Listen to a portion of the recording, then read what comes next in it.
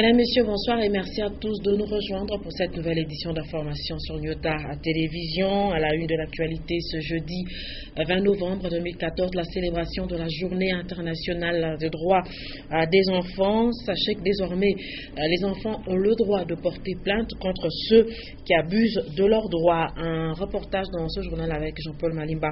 Également dans cette édition d'information, un mot de santé avec cette épidémie de choléra qui sévit à Ankoro et le gouvernement provincial du Katanga y a dépêché le ministre provincial d'intérim de la santé, Odax Sompoué, qui a donc acheminé sur place des médicaments pour la population. Et pour débuter cette édition du journal, sachez que le vice-gouverneur de province, Gilbert Poliarchibal, a présidé ce jeudi un conseil de ministres. Il a été essentiellement question de la situation sécuritaire à l'intérieur de la province du Katanga. Un compte rendu avec le porte-parole du gouvernement provincial, Jean-Marie Dikanga-Gazati. Le vice-gouverneur de province a ouvert sa communication par la situation sécuritaire de la province qui demeure relativement calme. Il a par la suite instruit le ministre provincial de l'Intérieur de suivre particulièrement les agissements de certains mouvements insurrectionnels observés ça et là en province. Il a poursuivi son intervention par l'évaluation de l'état d'avancement des travaux préparatifs du projet du budget pour l'exercice 2015. Il a ensuite évoqué les différentes rencontres organisées avec les représentants des Nations Unies, à savoir celle tenue le dimanche 9 novembre 2014 avec la MONUSCO pour faire l'évaluation de la situation sécuritaire de la province du Katanga et celle organisée le lundi 17 novembre 2014 avec le représentant spécial adjoint du secrétaire général de l'ONU en charge des questions humanitaires et de développement à la tête d'une délégation des agences du système des Nations Unies et des principaux bailleurs de fonds. Par ailleurs, le vice-gouverneur de province a fait la restitution des missions qu'il a effectuées respectivement à Dilolo du 4 au 5 novembre 2014 dans le cadre du suivi du retour volontaire des ressortissants angolais dans leur pays et à Dundo dans la province de Lunda Norte en Angola du 14 au 17 novembre 2014 pour participer à la foire agropastorale. Voilà, autre chose, je vous le disais en début de journal, que ce 20 novembre 2014 est célébrée la Journée internationale des enfants. Ils sont souvent victimes d'abus et les enfants ont donc aussi des droits qui sont méconnus par leurs parents ou par de nombreux adultes. Néanmoins, la loi autorise actuellement les enfants à porter plainte contre ceux qui les agressent. Jean-Paul Malimba et Jean-Claude Mbala. Défense et promotion des droits de l'enfant, c'est sous ce thème que le monde célèbre ce 20 novembre la Journée internationale des droits de l'enfant. Le secrétaire général des Nations Unies recommande aux enfants du monde à préserver et à réclamer leurs droits s'ils estiment qu'ils sont bafoués. L'enfant a droit à l'éducation, il a droit à l'identité, il a droit à la scolarisation. Voilà ce que je venais de dire, l'éducation. Il a aussi droit à l'héritage. L'enfant aussi a le droit d'être traité bien par rapport quand on compare les traitements qu'on peut afficher envers les adultes, c'est un peu plus différent que ce qu'on doit donner aux enfants. Selon les juristes, l'enfant peut porter plainte contre toute personne qui porte atteinte à ses droits, y compris ses parents et autorités locales. C'est une date très importante. Chaque 20 novembre est commémoré pour le droit des enfants. L'enfant peut accuser son papa s'il est maltraité. Il y a des enfants, par exemple, qui tabassent les enfants comme des animaux. Alors l'enfant peut aller accuser pour que les droits, et qu'on le remette dans ce droit. Les enfants dont les droits sont violés sont appelés à déposer leur plainte au tribunal pour enfants de la commune Kenya.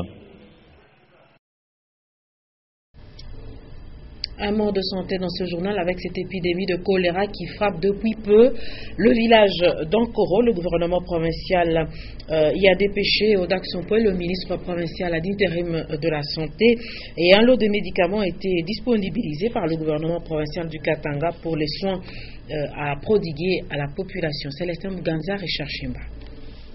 Le gouvernement provincial du Katanga s'emploie à mettre fin à l'épidémie de choléra en Koro. Le docteur Odax Sompwe a remis au nom du gouvernement provincial du Katanga une quantité suffisante de médicaments. En tant que médecin, le docteur Sompwe s'est imprégné personnellement de l'évolution des patients. Et pour la cause, l'ambulance de l'hôpital général de Ankoro va servir au transport des malades. Nous avons estimé qu'on ne devait pas non plus venir mettre au but. C'est l'une des raisons que nous avons amené ces intrants, ces produits pharmaceutiques, pour remettre à l'hôpital afin que ça puisse assister nos malades et particulièrement nos malades souffrant de choléra. Je dois ajouter à cela qu'en dehors du traitement des intrants ou des autres antibiotiques, vous avez le devoir, vous membres du corps médical, d'éduquer, de sensibiliser la population de Ankoro. Cette assistance du gouvernement provincial du Katanga a été appréciée par le corps médical de l'hôpital général d'Ankoro, et ce, dans les buts d'éradiquer l'épidémie. Avant de quitter Ankoro, le docteur Odax Sompwe a échangé avec les membres locaux du Conseil de sécurité du secteur. Nous revenons à Lubumbashi et c'est toujours pour parler santé. Le médecin directeur de l'hôpital Jason Sendwe a lancé un cri d'alarme suite à l'abandon des malades dans sa structure médicale. Le médecin plaide pour une assistance de l'État congolais étant donné que les soins médicaux coûtent très cher et ne sont pas à la portée de tous. Maurice Mazel. L'hôpital Johnson Sendwe accueille beaucoup de malades en provenance de plusieurs coins du pays. Mais beaucoup d'entre les patients sont démunis au point où leur famille les abandonne à leur triste sort. Pourtant, lorsqu'il n'y a pas de prise en charge convenable, le rétablissement des malades est toujours hypothétique. Vous vous rendez compte que sur la croix, on a marqué salle 2, salle 7, salle 11. Ça voulait tout simplement dire que c'est la salle d'hospitalisation où le patient a été observé, a été hospitalisé. Alors la difficulté, c'est que lorsque la famille amène et abandonne, nous n'avons pas d'identité, nous n'avons pas de nom, nous ne connaissons pas où est-ce qu'il habite.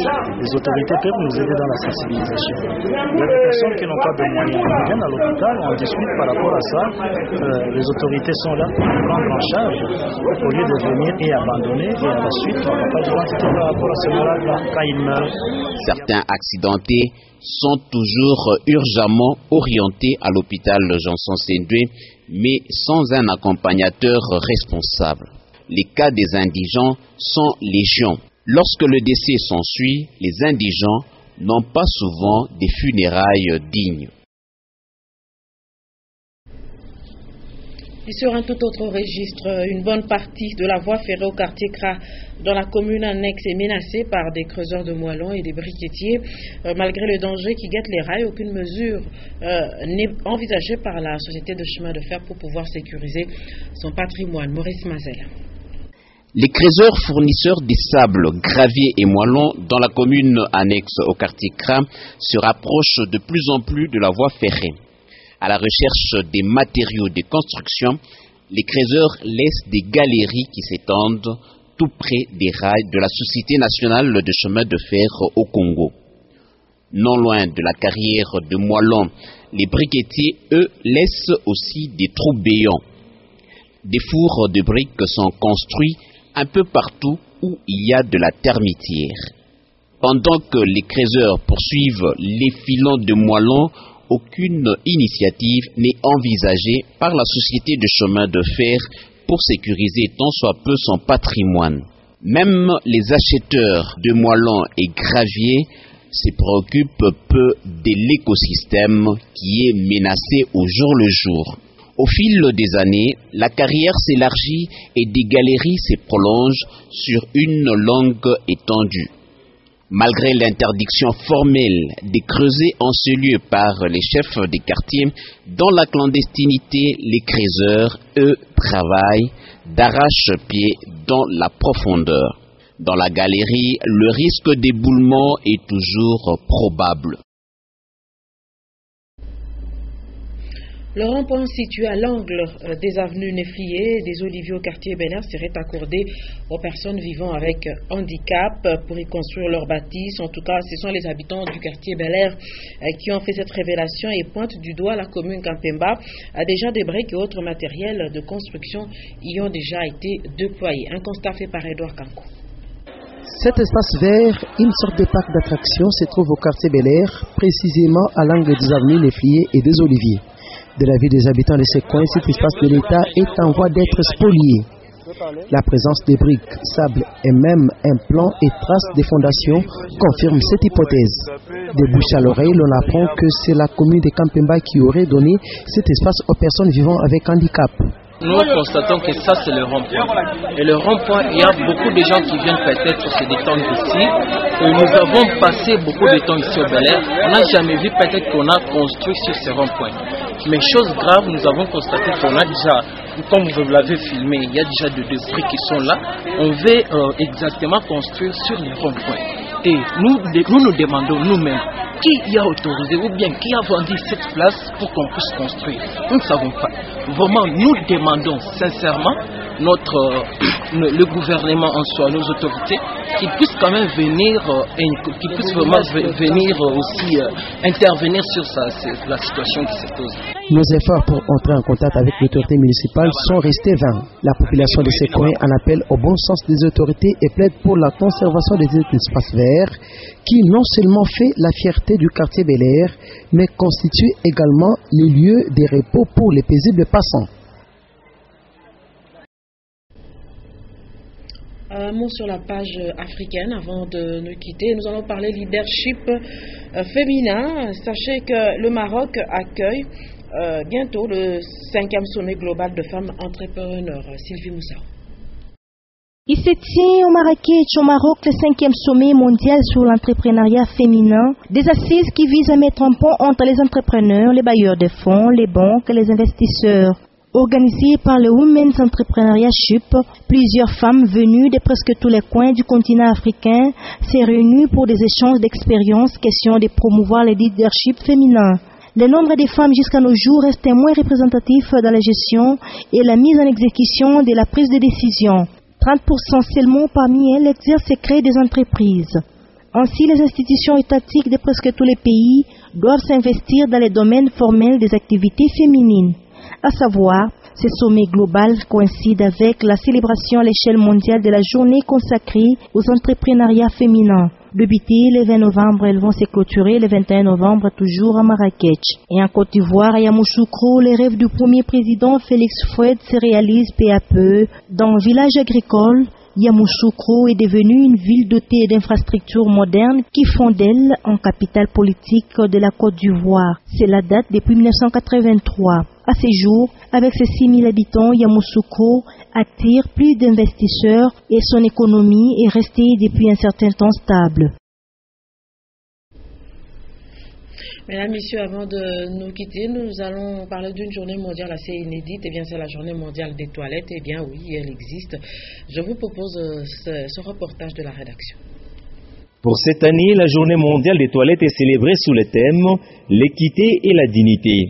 Par cette occasion, il est demandé à toute la population d'utiliser des toilettes propres afin d'éviter différentes sortes de maladies, à l'instar de celles diarrhéiques. Pour les ministres Odax Sompoué faisant office du ministre de la Santé, la défécation à l'air libre est un grand danger pour la santé. La bonne gestion des matières fécales par l'usage et l'entretien de la latrines hygiénique, l'observance de certaines règles d'hygiène, la consommation de l'eau potable peuvent réduire beaucoup de maladies et sauver beaucoup de vies humaines.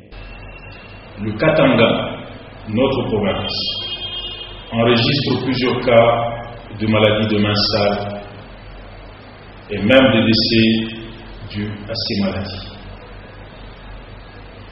Des pathologies telles que le choléra, la fièvre typhoïde et leurs conséquences dans la population sont des exemples qui devraient continuer à faire réfléchir nos communautés en vue de potentialiser tous les moyens de prévention. Le Katanga compte à ce jour plusieurs cas de maladies de mains sales. Une bonne latrine doit être bien entretenue et maintenue sans odeur, sans mouches et sans matière fécale sur le sol. De telles dispositions constituent une barrière efficace contre plusieurs épidémies. Voilà, mesdames, messieurs, c'est ainsi que s'achève cette édition de la soirée sur Nyota Télévision. Le rappel de titre vient à la une de l'actualité. Ce 20 novembre, il faut retenir la célébration de la Journée internationale des droits des enfants. Retenez pour la province du Katanga, à l'intérieur du pays, une épidémie de choléra sévit dans le village d'Ankoro. Le gouvernement provincial du Katanga y a dépêché le ministre provincial d'intérim de la santé, Odak Sompé, pour pouvoir y acheminer des médicaments pour les soins appropriés pour cette population locale.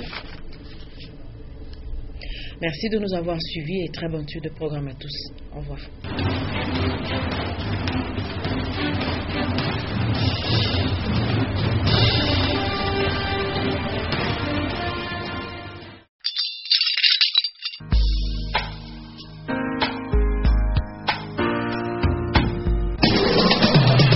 Programmation musicale, voice track, gestion publicitaire.